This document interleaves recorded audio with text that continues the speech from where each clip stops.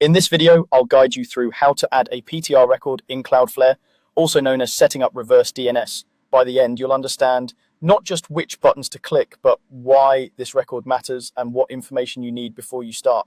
First, a quick bit of context. A normal DNS record, like an A record, takes a domain name and points it to an IP address. A PTR, or pointer record, does the opposite. It takes an IP address and points it back to a domain name.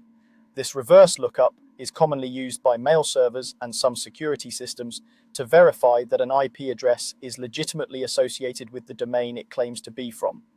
If you're setting up email or hardening server security, this is often required. Before you try to add a PTR record in Cloudflare, it's important to understand that in 2026, PTR records can only be managed by whoever controls the IP address itself.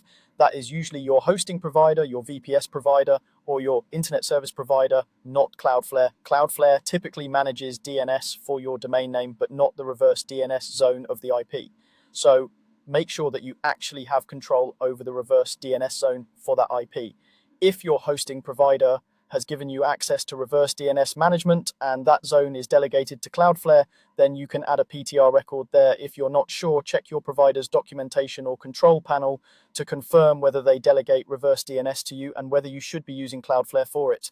Assuming you do have a reverse zone set up in Cloudflare, the process of adding a PTR record is straightforward. Start by logging into your Cloudflare dashboard and selecting the account and site where the reverse DNS zone is configured. This reverse zone may look a bit different from your main domain. It often corresponds to the IP block in a special format, but your provider or documentation will tell you which zone to use. Once you're in the correct zone, go to the DNS section, then open the Records tab. This is where all your DNS records for that zone are listed. Here, look for a button or link labeled Add Record. Click that to create a new DNS record. A new record form will appear.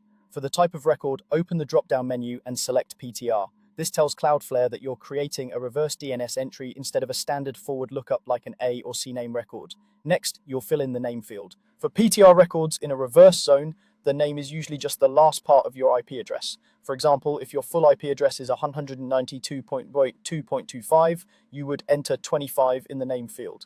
The reverse zone itself already represents the rest of the IP, so you only need that final segment.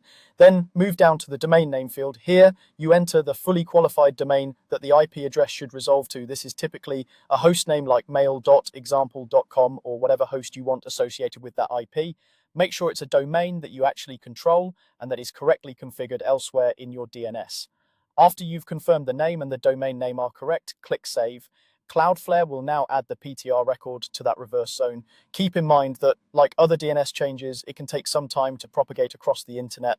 That's all there is to it: choosing the correct reverse zone, adding a new record, setting the type to PTR, entering the last digit of your IP as the name, specifying the domain it should resolve to, and saving your changes.